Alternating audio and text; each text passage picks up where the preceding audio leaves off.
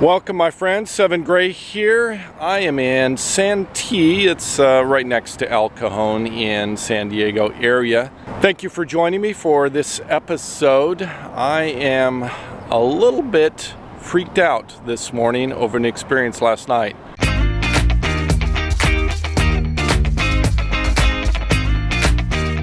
I was laying in bed answering your comments in the videos, which I appreciate so much, particularly the help with the 2 Minute Tuesday. So I was laying there. I had my little buddy heater going because it is cold out. It's probably below freezing again today, making me think about the heater.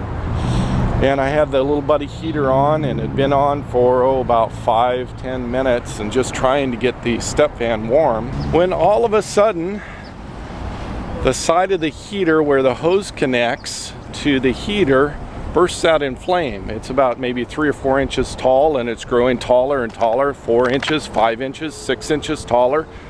And I throw the covers off, I jump out of bed, and I decide to turn off the propane bottle first. So I turn that off because there's a hose connecting it.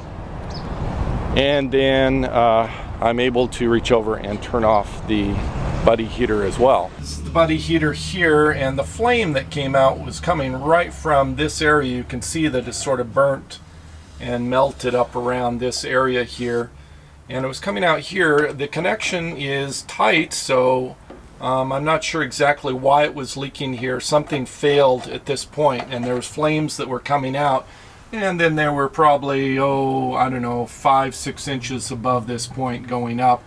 And I managed to shut it off probably in 4 to 6 seconds, something like that. Long enough for me to jump out of the bed down to the ground here and to be able to turn off the propane bottle, which is down here, and turn off the knob, the master knob on the buddy heater. So that was a pretty scary experience, but I'm glad that I was able to get it turned off. There's no damage at all, no fire, nothing happened to the step van other than what you see here.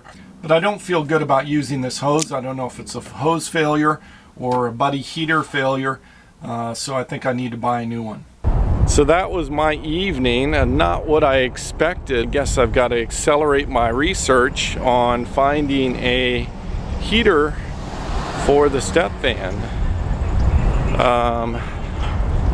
and something that I can get running and installed quickly. So the quest is on today, looking for a heater.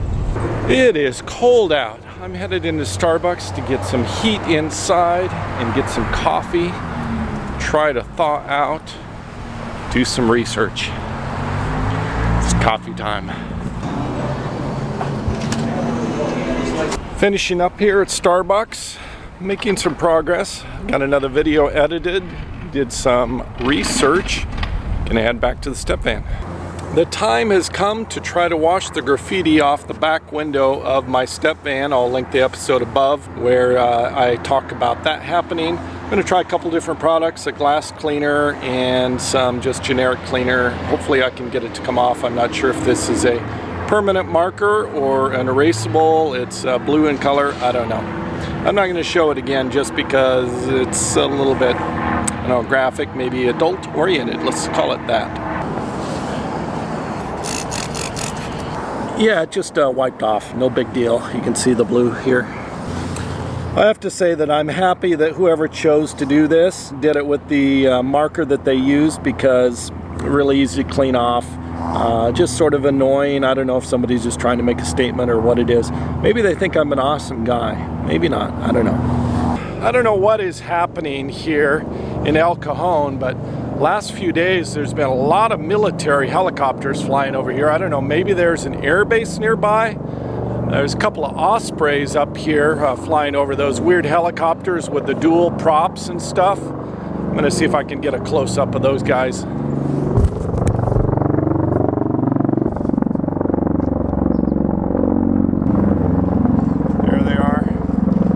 Anyway, something interesting for the vlog there. These guys have been flying over a lot lately.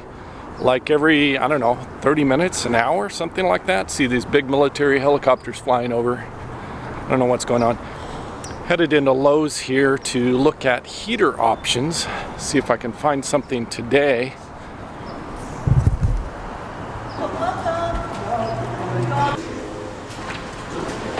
Let's see, I think I need a new these.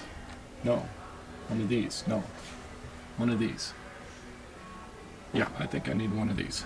I figure while I'm at it, I should be looking for a Y splitter to go out of the bottle to go to the stove and to the heater, so I'm trying to find that as well. And I'm not finding exactly the right combination, and they don't have any propane heaters here other than the big patio heater that's like the tall thing with the mushroom on the top. Certainly I could get something from Amazon, but that would mean getting delivery here and probably take several days. I don't have Amazon Prime, although I guess I could sign up for the 30-day thing and then cancel it. I made a telephone call just a little bit ago and found out that Camping World has a heater that I've been looking for. I got online, I did some research this morning, and I've been looking at these heaters. They're Olympian wave heaters. There's like a wave 3, a wave 6, and it looks like the wave 6 is probably the way to go. So I've been calling around and I found one at Camping World. So now I'm parked outside of Camping World and I just went inside and I purchased a Wave 6 heater. I don't know if this is going to be a permanent solution for me or if it's going to be my backup solution, because it does use propane. I guess I'll just play with it for a little while, see how it does. And then I also need to, of course, insulate the ceiling. Once that's done, it'll make a big difference, but I want to get the electric wiring all run through the ceiling before I do the insulation. Let me show you what I got. This is the Wave 6 here. It is a catalytic heating element, and I'm not sure exactly how this works. I guess it's has some sort of cloth mat here, and there's a chemical reaction that takes place in here between the propane and I guess platinum or something that's inside of the mat. So it's sensitive to dust. That's really the only downside, but it's way safer for fire hazard risk inside the rig because there's almost no flame in it. And the mounting of it, it's a wall mount unit, so I'm going to plan on mounting it above my kitchen counter, sort of near the bed on the wall. So I do like that it's a smaller profile than the buddy heater, and I can mount it on the wall.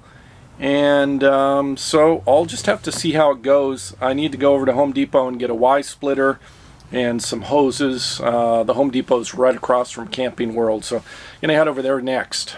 I've been doing some investigation on the hose that connects the little buddy heater to the propane tank. So this side here goes to the tank and this side here goes to the heater. And if you look inside here, there is a little O-ring way down in there. I probably can't see it in this particular thing, but that O-ring is at an angle instead of being flat. So it also looks like it's now melted. So this needs to be replaced. I'm sure of that, and that I think that this is where the failure happened. I did notice that the last couple of times that I've been screwing and unscrewing this, that it's been really difficult to get it to seat properly. And I thought it was a problem with the threads, but I think it's the O-ring that was preventing it from engaging properly. I think that that's the failure point. I've purchased a new replacement hose for this, and I'm going to dispose of it just because I don't feel it's safe to use it. I don't know that I can repurpose it for anything else. It's unfortunate, but I think that's the safest way to go, is to go with a new hose, just, you know, for safety reasons. It has been a sort of crazy, stressful, complicated day. I went to Lowe's first, then I went to Home Depot, then I went to Camping World, and now I'm at a propane place. And this is the second propane place that I've gone to. I've been running all around, exchanging hoses, buying hoses, replacing hoses, taking hoses back. I finally have the system set up. I've mounted the heater here on this wall. I'm a little bit concerned because it's mounted on this barnwood here, but when I look online and look at the instructions and I look at Pinterest and look at Google Images, I see everybody's mounting them on the wood walls like this. I did a test here with the heater and it's working perfectly, and the sides of it are absolutely cool to the touch. It's only areas out here, actually the metal doesn't really get hot except for this grill on the front. So it's a really totally different heater that I'm not used to, and I guess it's the way the technology works on this.